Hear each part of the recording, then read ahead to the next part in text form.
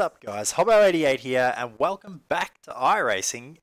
Today the USAC Wingless Sprintcars have been released and we're going to jump in and have a run. Just a test session here at Eldora in the 360 Wingless Sprint car to start off with, but then we'll do a couple of laps at Williams Grove and Volusia in the 410. But I've jumped in here just before to do a couple of sighting laps and make sure I've got my settings right and everything. But I've just loaded back in and we're just running the baseline setup, identical to baseline Eldora. We're not going to change anything. We've got a low percentage track. I had a really high percentage track loaded by default when I came out, and I was going to start the video with that, but I couldn't drive it. So we're going to come in here and we'll have another go, and we'll see how it all pans out this time around. So a little bit more grip on the track to get used to it.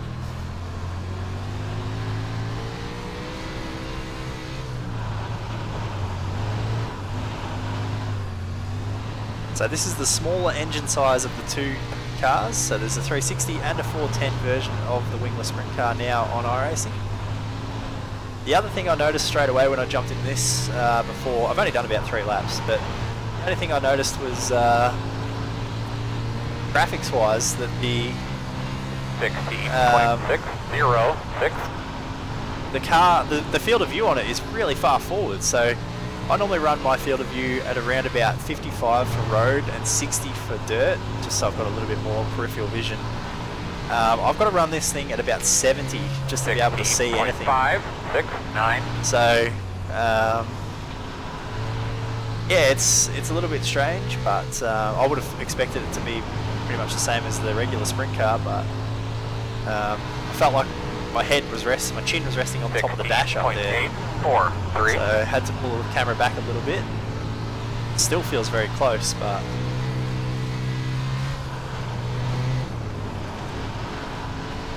so I have to say straight away here, my impression on a lower track is usage track is that it's much more drivable. The car's handling is far better. I was using like a 75% track, so it was fully slick. You know that's difficult even in the regular sprint car, so it wasn't really fair for that to be my first impression on this car. I'm trying to learn how to drive it, so it seems like a better introduction. And although it's only the 360, it's plenty sideways enough. 16.342. The way that I imagine a USAC Wingless Sprint car to drive is very sideways. You back them into the corners, which is a worry for me with the single monitor. I was worried that I wouldn't be able to see where I was going, and that might be an issue around traffic, because you are a lot more sideways in this car than a regular sprint car. In reality, you're probably not a lot worse than you would be in something like a late model. So 16.417. oh, there's a wall. Just got into the fence out there. Let's go back and have a bit of a look. The right front here, guys. Somebody. How about, how's she driving there, buddy? So you got the peak antifreeze Intel default iRacing paint set up there. Oh yeah, just got out of the groove. Picked up the wall. Let's go back out and do a few more laps.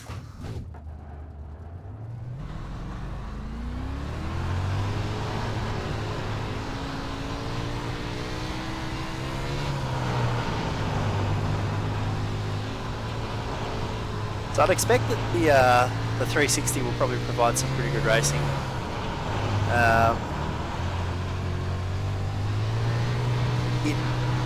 Based on how difficult this is to drive though, I'm sort of thinking that perhaps the 410 is going to be a little bit out of control.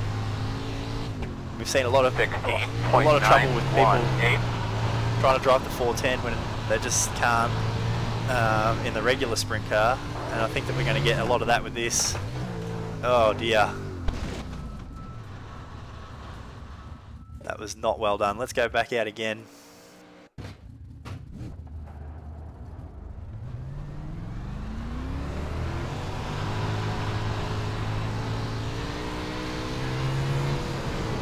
does feel very different to drive than the actual sprint car. It really makes, for me, it makes obvious how much the wing actually affects the winged version of this car, because you can really feel the car hugging down on the left rear on the entrance to the corners in the regular sprint car, but in this you don't get any of that.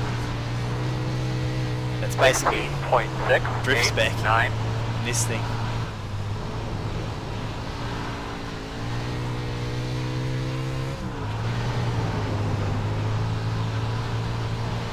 And just like in the sprint car, the idea with this is going to be the straighter you can keep it, the faster you'll be. 16.584. Whoa! As I perfectly demonstrate the exact opposite of that.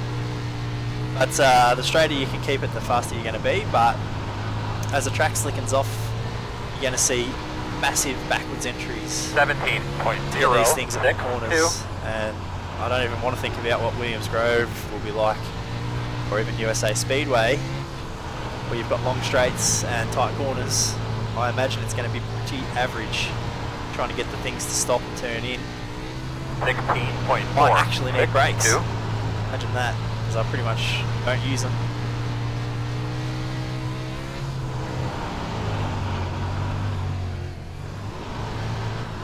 And when you get it real sideways like that, it washes off all the speed. 16.796.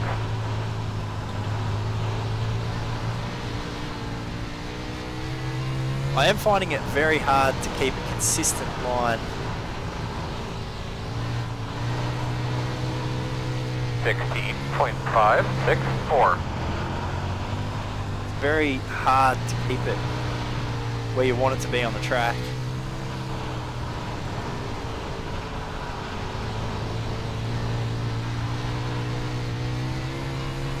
$16.586. Now, my experience with wingless cars is not that good. I've done some stuff with wingless sprints on R Factor, but I've never been a big wingless kind of guy. Midgets would be more up my alley. Obviously, still a wingless sort of a sprint car, but I've not really done much driving in wingless wingless sprints at all. 16.409. Alright, let's go ahead and watch a couple laps on the replay to wrap up Eldora. Yeah, so my experience with this is not going to be perhaps as accurate as maybe a real life driver or something who's driven these cars, or someone who is a lot more familiar with the wingless variation of the sport. I've never really watched wingless sprint car racing much. I've seen a little bit of USAC stuff, but not a lot. And being an Australian, we don't really have wingless sprint cars like this over here. Not with the engine capacity that we're talking about with some of these things. My understanding is that wingless sprint cars over here run a much smaller engine, so I've never really watched much in the way of this sort of racing, so my experience is perhaps a little bit underdone, my knowledge on this sort of stuff, but I've certainly got knowledge and experience around driving dirt on iRacing and R Factor, so I'm probably more qualified than some. And on a low percentage track usage there, that 360 felt pretty good. That's where we got to the wall. Felt pretty good, but definitely a little bit different to get used to. So I'm just going to quickly go ahead and load up the next thing, which is going to be the 410s at. We'll go to Williams Grove and we'll see what it's like there, and we'll go to Volusia last. So we'll check it out. I think for Williams Grove with track usage, we're going to go maybe like 30%. So we did 10% there, we'll go 30%, and we'll do it in the 410 non-wing this time. And yeah, we'll see how that stacks up. The more and more slick the track gets though, the more and more difficult these things are going to be to drive, and we're now going to a higher engine capacity as well, so faster, more powerful version of the car. So it's going to be even more difficult. So it's going to be going quicker down the straights and we've got tight corners to navigate at the end. But again, we're going to just go with the iRacing defaults. I'm not going to change anything with setups. We'll run them as they are. There we go, as the track loads in. Late afternoon, 410 sprint car at Williams Grove. Just to confirm, the identical Williams Grove setup. Never driven this car before at all. I only did those couple of test laps in the 410 before this video. So, sorry, in the 360 at Eldora. So this is my first taste of the 410 at all.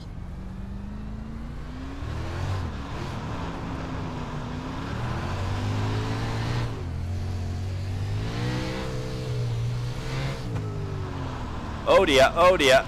And as I thought, I kind of thought that was going to happen, honestly. And I think I even said it earlier. I kind of thought that was going to happen. Huge power, tight corners, long straights, no aero. And it's almost like, I think everyone's going to do that the first time they jump in this car.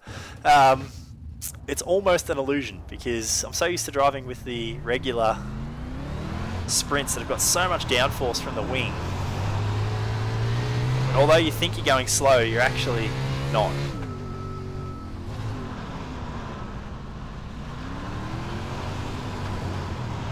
Gee whiz, tell you what.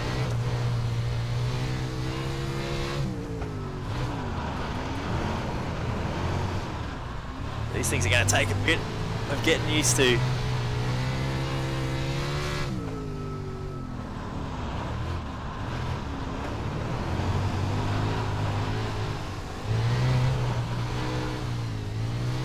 Jeez. 20.458.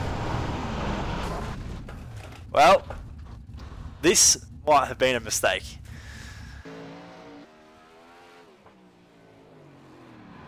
Completely terrible driving.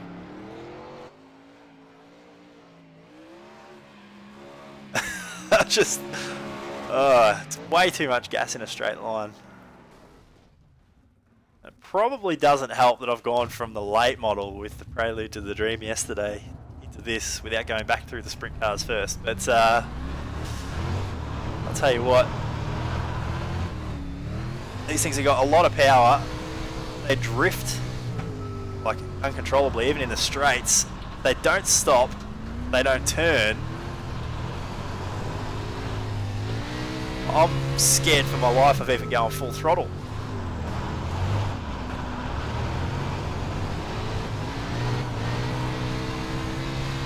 It is kind of cool though how you can feel it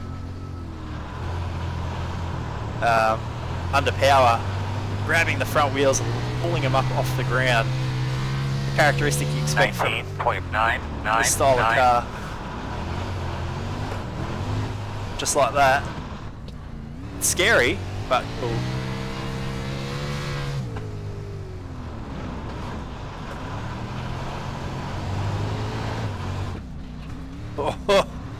Oh, it's embarrassing. Don't look. 21.919. I honestly don't think I've ever struggled so much with the car, be it iRacing or R Factor,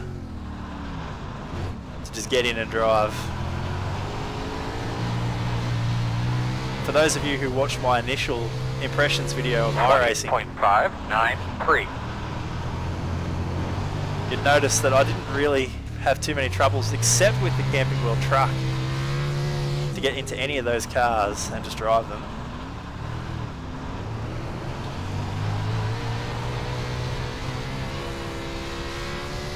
$20.414. Oh dear. Good old clutch. Sprint cars. Good thing about being on a sim, not real life. Not requiring a push every time you do something stupid. Now, I'm sure that there's a way 23.637. these things to carry good corner speed. That was pretty good actually. That was a pretty good job. Maybe I just need to teach myself to use more brake. Goes against what I normally do. Maybe that's the trick. 19.9. That was not so good.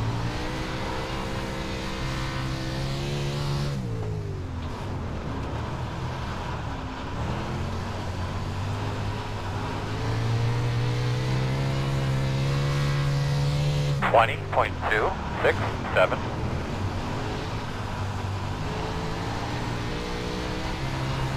But again, we're on a pretty good track. It's not too worn out here.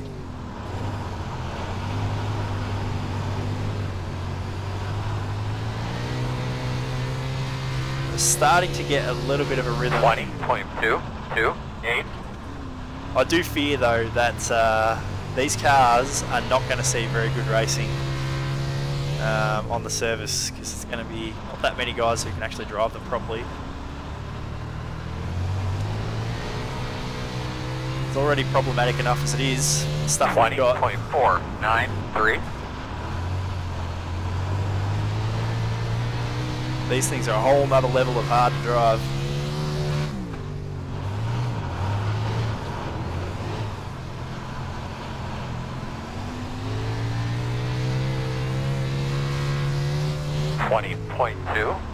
Uh-oh. Alright, let's go back and take a little bit of a look. Find some laps back here that were decently consistent in a row. That was the really good corner I think I did. That one might be the best that I've done. It might be the best that I ever do. Just drifting and drifting and drifting.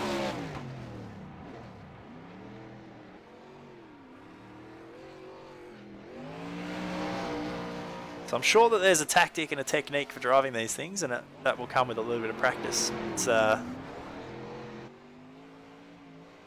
It has to be said, they're very hard to get into and drive.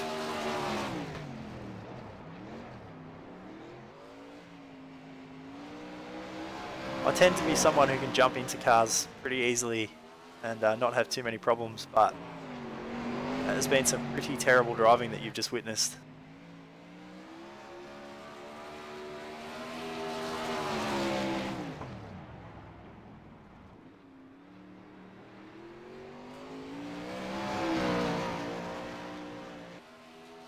All right, let's go ahead and change the track again. Let's go to Volusia, and we'll see how that goes. But it might favour these cars a little bit more, being that it's a little bit more sweeping corners. But I'm thinking that, yeah, down into turn 1 there could be a little bit of a challenge, and getting up off of turn 4 is going to be quite the nightmare. So we'll go Volusia in the 410, we'll do night session, and this time for the track state we'll bump it up to 50%. And we'll see. I don't really want to, but we'll see how that goes. But even on the videos where I think that I've driven about as good as you possibly can, I have people telling me what I was doing wrong. So it's only going to be a matter of time here on this video until I've got several people telling me how to drive these cars. Which actually probably isn't a bad idea this time around, because clearly I need help. But let's have a go at Volusia. We'll see what it's like here. It's definitely got that long sweeping back straight, which will either be pretty easy or pretty hard. But I'm especially worried about turn 4. We've got the setup baseline from Volusia. Alright, here we go. Wish me luck, guys. I think I'm going to need it.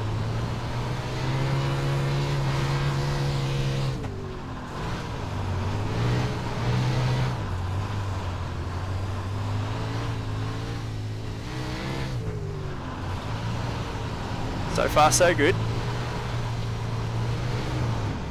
Maybe. Oh, don't pull a wheelie. I can't see where I'm going. Oh.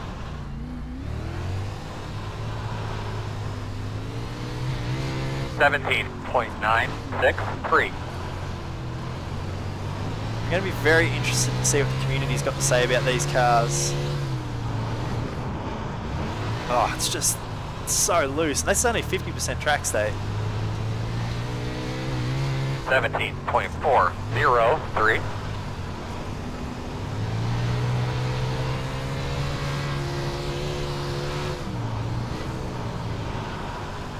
Yeah, I'm going to be very interested to see what the community's got to say about this car.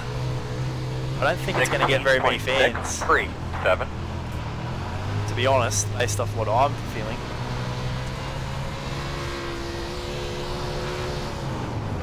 Oh.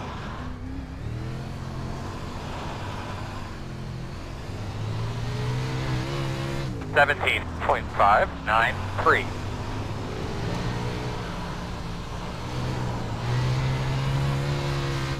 Yeah, as the track states come up, the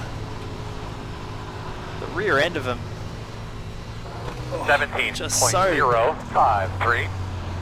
just so loose, like it's.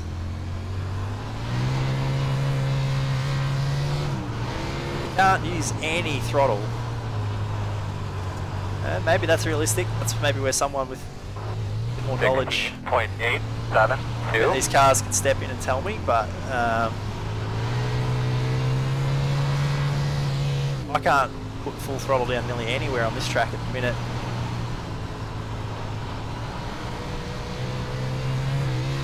Only for a whisper down the main straight.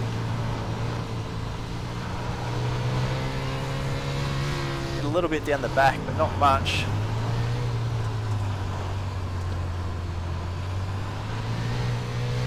$16.829.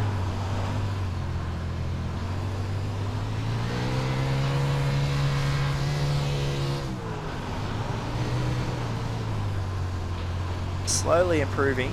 See the ticker there. Comparing my best 6.629 laps. You can see when I'm going green that I'm improved on my best. Oh.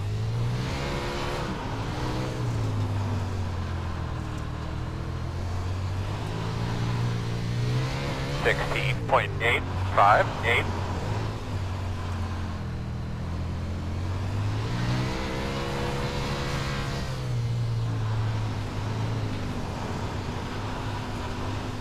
Gee whiz.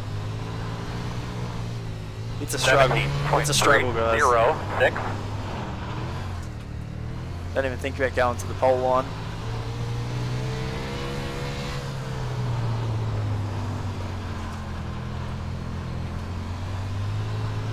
Just have to tippy toe it around. I don't feel like that's how these should be driven. I feel like I'm doing it all wrong.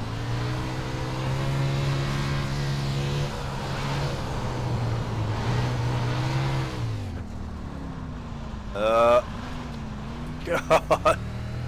Thought I was in the wall. 18.034.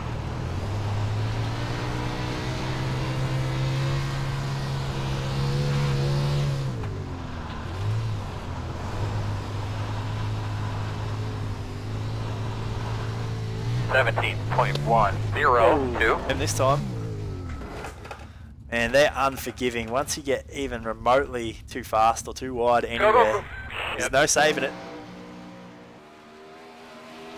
Let's go back here and take a look at what was my best lap. See if we can figure out why.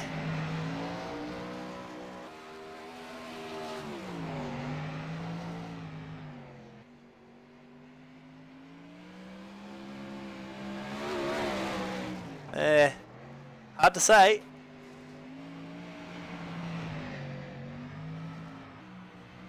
The thing that's got me super worried is that I'm just tippy-toeing around and barely able to hang on. So maybe I'm doing something wrong, but I think these cars are just extremely difficult.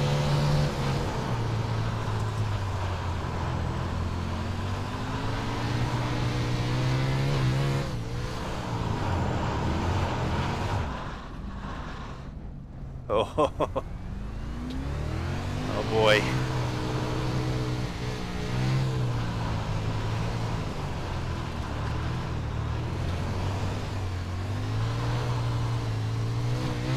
$19.317. I don't claim to be the best there is at Speedway, because I'm not. But I don't think I've ever struggled so much with a car. 17.581.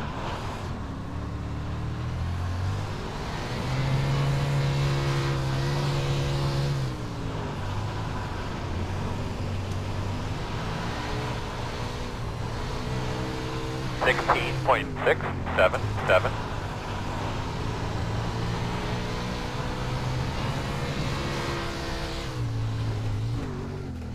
Oh dear. It's a pretty good hit. What happened, bud? Might have damaged it. 17. That was an even bigger one. 07. 10-4. We'll get a good look at him. Still doesn't feel too bad. Oh yeah, it does. Let's go back out. We'll do one last run.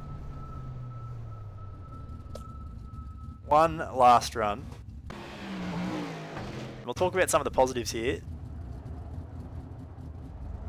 The prospect of having a car that you can get so sideways at the corner is cool. The idea of throwing a car in sideways and catching it, very, very cool. These things would be, I imagine these things would be really cool on a shorter sort of track. Not so much these big, fast, wide open sort of joints. Something where they're not going so quick, you know what I mean? That's not going well. Not going to be able to turn that way.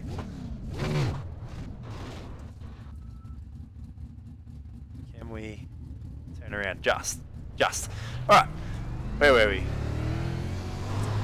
But the thing I think that 31.9 I like the most about these cars has been the feeling you get like here when you're on the power and you're just doing a bit of a sideways slide down the straights, like powering up off the corners. You don't get so much here off turn 4 because the wall will get you. You do get it down the back straight. Just that there. That's a cool feeling. You get it at Eldora. And on the sweeping sort of corners. Not so much in the tight corners, so Williams Grove, definitely not. That is a cool thing. To just be flat, drifting like that, out towards the wall. 16.839.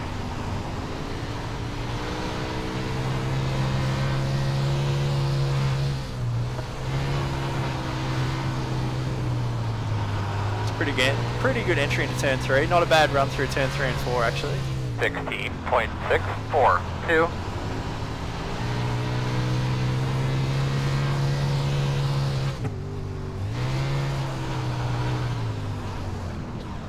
Certainly cool looking car. Sounds pretty good.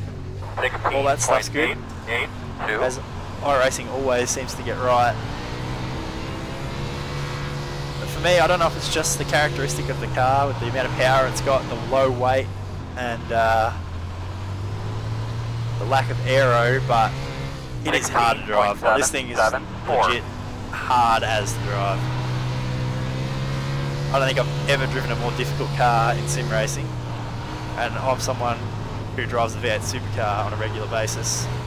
Most people say it's probably the most difficult car to drive. I would argue that this is the most difficult car to drive, exception maybe of the Lotus 49, which I can't speak to because I don't drive it, so I've heard people say it's pretty hard to drive, but for me, this thing is a real handful. That's a lot coming from someone who does a lot of dirt driving. Oh, yeah, that's crazy. I would make that mistake right there. And it'll just be practice, and I will practice because I want to do a few races in this car. That's it'll sort them out. Don't expect official servers to have great quality of racing. Anything that's got cautions in it is going to be eye-pacing. No doubt about it. You're not going to have guys able to keep the thing going forwards. So you won't see me doing any official iRacing stuff that has cautions. Not in this car. No way. 17.315. Very hard to drive. Be warned. It's not easy. That's about half an hour. My impressions of the Wingless Sprint, the USAC Wingless Sprints. Sorry for iRacing very, very cool, I will admit, to have these cars in here. But I'll tell you what, they are going to be pretty hard to learn how to drive fast. That's for sure. But while we watch the replay here, I'm going to leave it with that. That's going to be my impressions of the car. Let me know in the comments below what you think and what your experience have been with this car. Also be curious to hear what your thoughts are about ways to perhaps drive it a little bit better. What I'm doing wrong necessarily. But I'm definitely interested to hear your guys' thoughts on the car if you've driven it. So let me know in the comments below what you think of it. I'd certainly be interested to hear. But that's it for me on this one. Follow me on Twitter at Holbo88. You might see me throwing up a hosted run in this car every now and then just to get a few guys who are interested. If you're wanting to sign up to iRacing, make sure you refer my email when you do. It doesn't cost you much time or effort, but it does give me a kickback from iRacing to help bring more content to the channel. My email's in the description below. That's it for me. I hope you enjoyed the video. Thanks for watching, guys. We'll see you in the next one.